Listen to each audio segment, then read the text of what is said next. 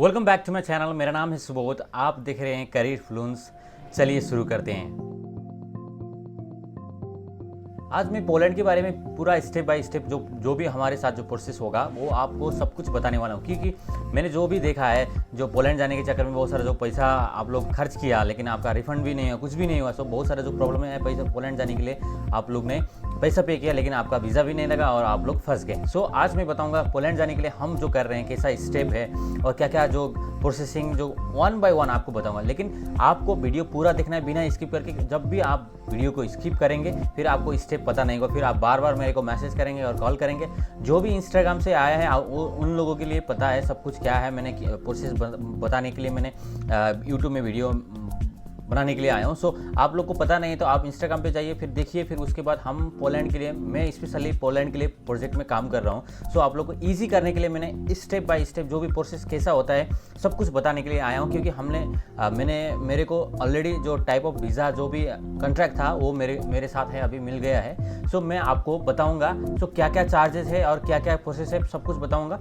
Video को बिना skip करे देखिए और वीडियो को लाइक, सब्सक्राइब एंड कमेंट जरूर कर लेना। फ्यूचर में बहुत सारा जो प्रोजेक्ट में काम करने वाला हूँ। सो आप लोग के लिए इजी करने के लिए regarding Dubai jobs, regarding Poland jobs, और फ्यूचर में बहुत सारा जो भी मेरे पास जो प्रोजेक्ट आएगा आप लोग को यूट्यूब के थ्रू मैं आप लोग को डिलीवर करूँगा।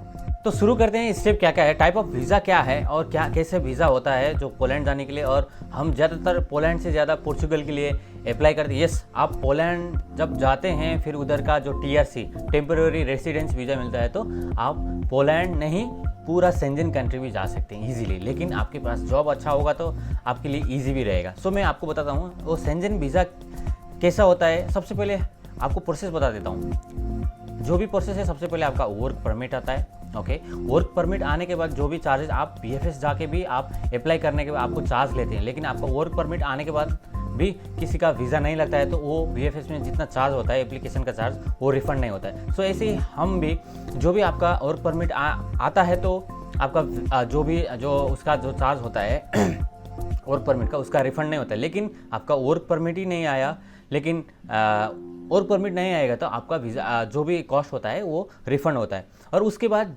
जब आपका वीज़ा लगता है फिर उसके बाद आपको टोटल अमाउंट पे करके आपको हम पोलैंड भेजेंगे। ओके, जो भी सैलरी है आपको ऑलरेडी पता होगा 620 यूरो सैलरी है जनरल पैकेजिंग वर्कर के लिए।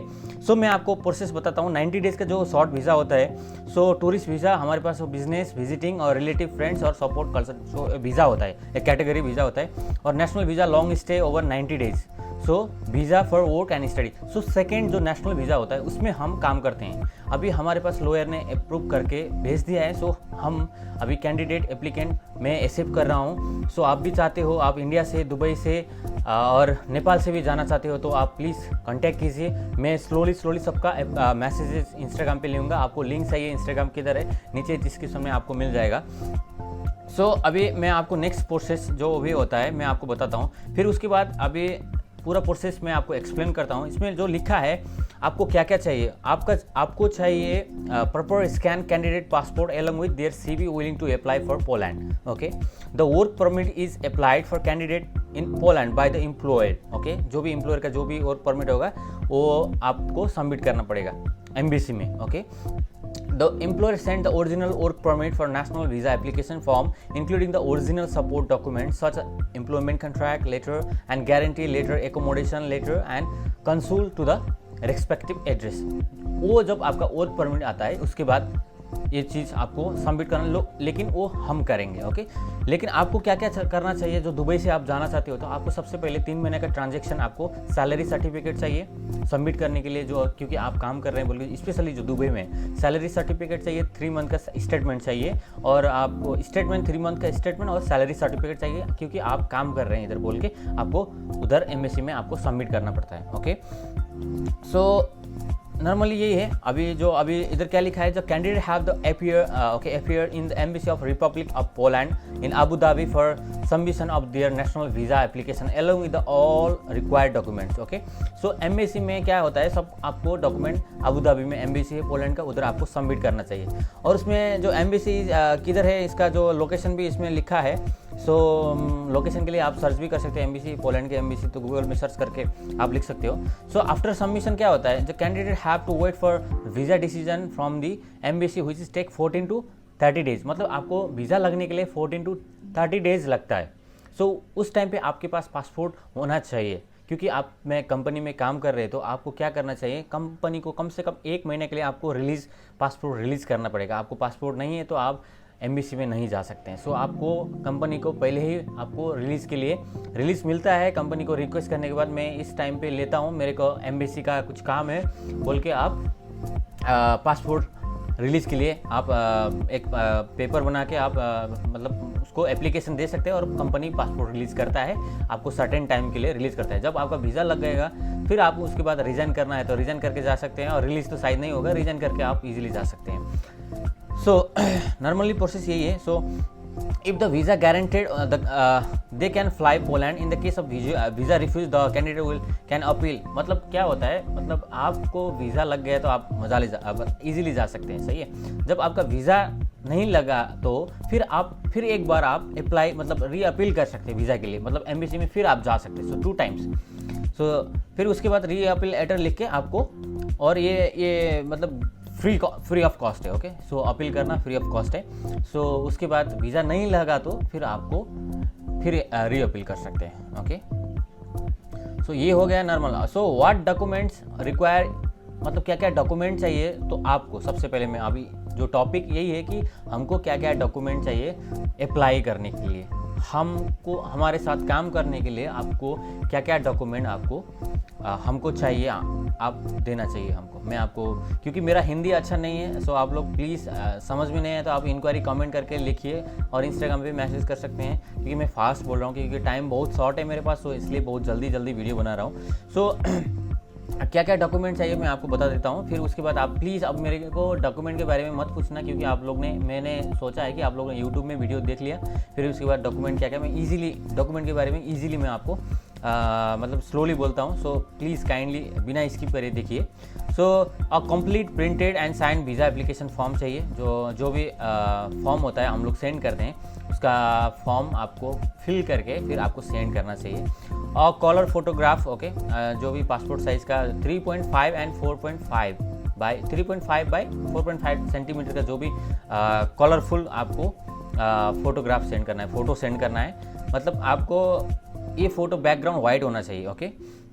सो उसके बाद हम आते हैं जो क्लियरली अब 70 to 84, ओके, फ़ोटो के लिए ये हो गया। फिर उसके बाद आता है पासपोर्ट का, जो है आपका वैलिड, कम से कम 6 मंथ तक आपका वैलिड होना चाहिए पासपोर्ट, ओके।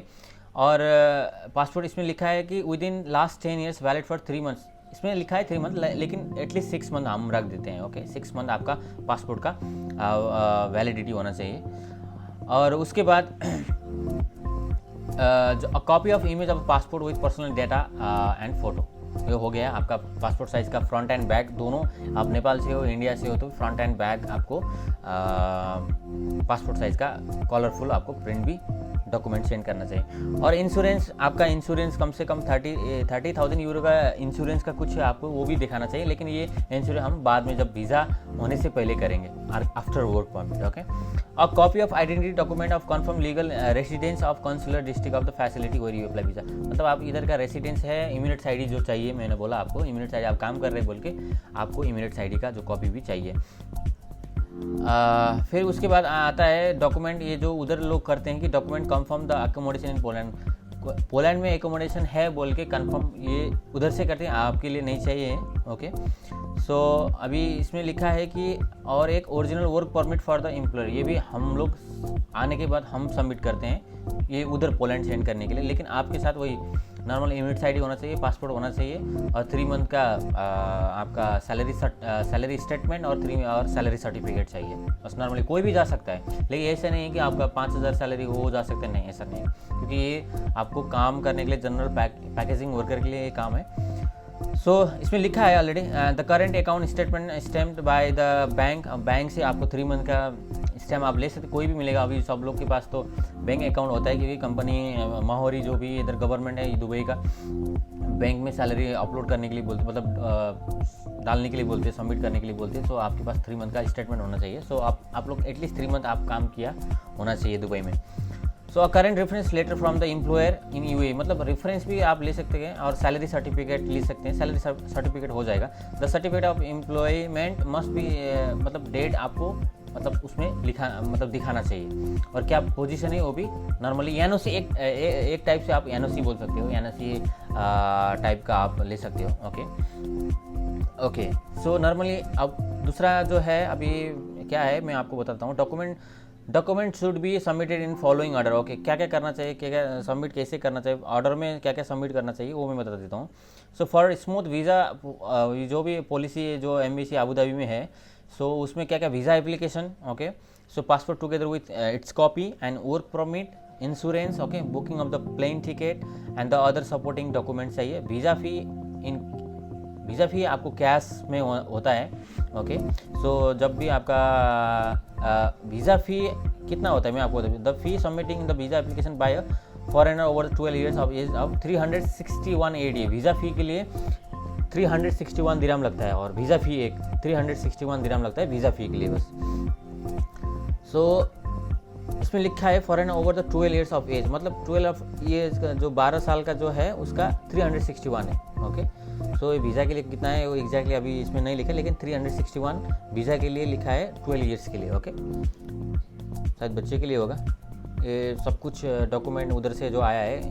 नॉर्मली हम लोग करेंगे, लेकिन कितना आपने जो भी इंक्वायरी है तो कॉस्ट के लिए तो मैंने बहुत सारा कुछ बता दिया है। सो एम्बेसी में कितना टाइम लगता है वो भी आपको पता चल गया। सो नॉर्मली अभी यही है मेरे पास। अभी आफ्टर अराइविंग पोलैंड, अब जब आप पोलैंड पहुंचेंगे तो फिर उसके बाद क्या होगा मैं आपको बताऊँ। Company take care of the candidate once arrive the Poland. Company आपको टेक केयर करेगा। ओके, सो आपको टेम्पोररी रेसिडेंस कार्ड बना देगा विद इन 3 मतलब 3 मंथ्स के बाद, और 3 ईयर्स का कॉन्ट्रैक्ट, और फ्यूचर में भी एक्सटेंशन का वो भी पॉसिबल है ये भी।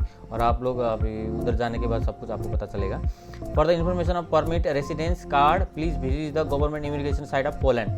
सो सब कुछ इंक्वायरी के लिए पोलैंड एम्बेसी, पोलैंड इमिग्रेशन के लिए आपको किस में जाना चाहिए, www.udsc.gov.pl में आप जाके आप इमिग्रेशन के बारे में आप देख सकते हैं। मतलब उधर आपका सपोज वर्क परमिट देखना है, वीज़ा सब कुछ देखना है, तो इसका जो पोलैंड का जो भी गवर्नमेंट इमिग्रेशन का साइट में जाके आप चेक कर सकते हो। नॉर्मली यही है।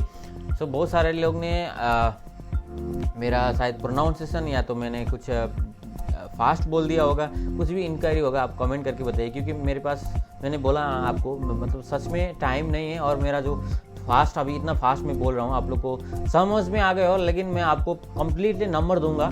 सो नंबर देने के बाद आप लोग कॉल कर सकते हो, और आपका जो भी आप जाना चाहते हो तो प्लीज़ कॉन्टैक्ट नंबर मेरे आपको दूंगा जब मैं आपका मैसेजेस अभी मैंने एक्सेप्ट करने के लिए स्टार्ट कर दिया है। आपको नंबर दूंगा, और एक्सप्लेन तो नॉर्मली हो गया, कब आपको पैसा क्या पे करना है, किधर पे करना है, सब कुछ आपको बता दिया। सो नॉर्मली यही है। सो फिर मिलेंगे दूसरा कुछ अपॉर्चुनिटी लेके आके, तब तक के लिए बाय।